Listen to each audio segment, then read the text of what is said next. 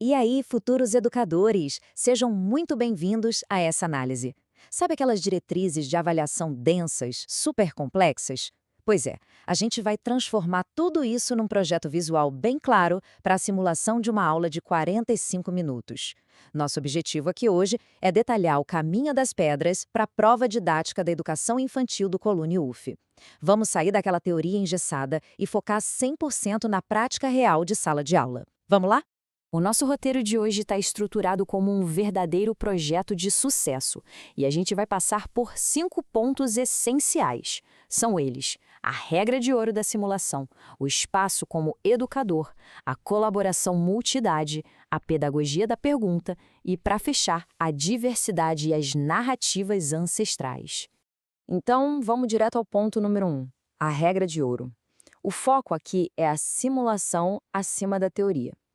Bom, para começar, a gente precisa falar sobre a maior armadilha dessa etapa. Muitas vezes esquece-se que essa avaliação é uma demonstração prática, gente, e não uma palestra acadêmica para a banca, tá? Prestem muita atenção nisso. Expor a teoria diretamente para a banca, parando a simulação no meio, nossa, isso é um erro fatal. O que eles querem ver de verdade é a teoria sendo demonstrada inteirinha através de ações e da mediação. Pensa assim, a teoria até tem o lugar dela, claro, mas ela fica lá no plano de aula escrito e nas atitudes práticas. Nunca, jamais, a simulação deve ser interrompida para dar uma aulinha expositiva. O domínio pedagógico tem que gritar através do fazer. E olha, existem alguns limites logísticos que são absolutamente inegociáveis. Primeiro, o tema da aula vai ser sorteado com exatas 24 horas de antecedência. O tempo de execução tem que cravar estritamente entre 40 e 50 minutos. A dica é mirar nos 45 minutos para mostrar um controle perfeito do relógio. E tem um detalhe vital, literalmente vital. É obrigatório entregar 3 cópias impressas do plano de aula. A falta desses planos causa eliminação na mesma hora, sem choro. Beleza, indo para o nosso ponto 2, o espaço educador e a estruturação do ambiente. Na educação infantil do Colune, o ambiente funciona como um terceiro educador. Isso vem daquela metodologia de Reggio Emilia, sabe? Onde o espaço ensina tanto quanto o professor. E como a gente organiza esse espaço de forma intencional? São 3 passos super simples. Passo 1, criar aquela rota de acolhimento bem gostosa no tapete. Passo 2, montar um ateliê de aprendizagem totalmente acessível, direto no chão mesmo. E passo 3, garantir que as crianças tenham autonomia motora total. Quando os materiais vêm para o nível do chão, isso dá autonomia de verdade e, de quebra, pisca para a banca mostrando exatamente qual é a intenção pedagógica ali. Ponto 3. Colaboração multidade. Essa ponte entre crianças de 3 e 5 anos não é só um detalhe burocrático de turma mista, não. É literalmente um marcador de identidade central da educação infantil do Colune UF. A grande sacada aqui é valorizar as interações entre os pequenos. Colocar as crianças de 3 e 5 anos juntinhas no mesmo espaço é uma característica muito intencional para criar um senso de comunidade real. Então, na hora da simulação, é essencial mostrar ativamente que se sabe usar essa diferença de idade a favor do aprendizado de todo o grupo. Para dar uma imagem mais clara, imagina o seguinte na prática. Durante a simulação, dá para propor que os alunos de 5 anos ajudem os de 3 a descobrir o som de sementes, ou que eles dividam argila e gravetos de forma parceira. Outra ideia sensacional é colocar os mais velhos ditando ritmo e instrumentos de percussão enquanto os menorzinhos exploram o movimento de tecidos. Na prática, os maiores viram tipo um andaime natural para o aprendizado dos mais novos. É uma dinâmica incrível de se ver. Chegamos no ponto 4, a pedagogia da pergunta. Aqui é onde a mágica da mediação baseada na curiosidade acontece. A ideia é ser aquele guia que instiga, em vez da pessoa que simplesmente entrega a resposta pronta de bandeja. Para a gente ancorar isso, a pedagogia da pergunta, que tem muita inspiração em Freire e Vygotsky, é sobre focar em investigações abertas.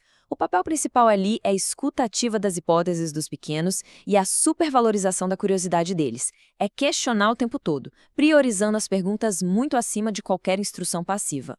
E isso se traduz em perguntas bem abertas como: gente, que som será que essa semente faz? Ou, nossa, o que acontece se a gente misturar essa argila com a água? O pulo do gato é que essas perguntas exatas precisam ser faladas em voz alta durante a simulação. É preciso colocar aquela entonação de quem está descobrindo junto. É assim que se prova para a banca, sem sombra de dúvidas, que a mediação está sendo movida puramente pela investigação.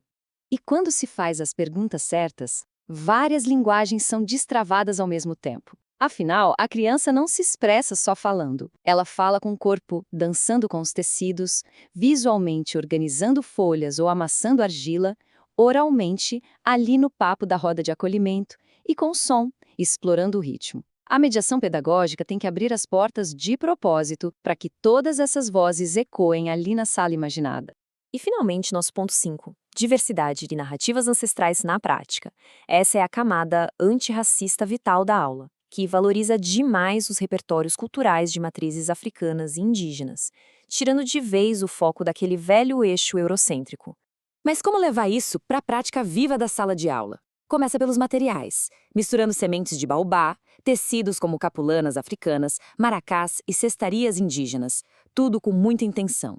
Na hora da história, o protagonismo negro indígena tem que brilhar, usando livros como O Cabelo de Lelê ou Lendas dos Povos Originários. E por que não montar um espaço imersivo, tipo uma tenda de lendas ancestrais no meio da sala? Isso mostra uma intenção pura e maravilhosa no trato com a diversidade. Se a gente montar uma tabela mental de uma aula completinha sobre oralidade e relações étnico-raciais, olha como tudo flui de forma integrada. A experiência principal envolve lendas ancestrais com percussão, a mediação rola questionando como o personagem resolveu os problemas, a diversidade cria aquele ambiente super acolhedor com literatura representativa e a avaliação acontece documentando como as crianças estão recontando as narrativas.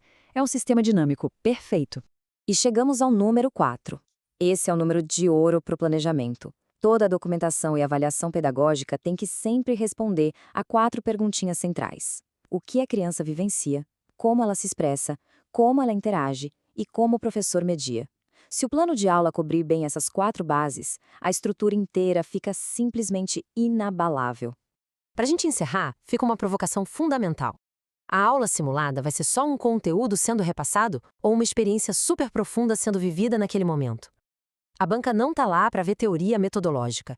O que eles querem é ver a facilitação de uma imersão extraordinária. O grande desafio da educação infantil é transformar o espaço, cutucar a curiosidade e garantir que essa simulação seja, na verdade, uma vivência educativa inesquecível.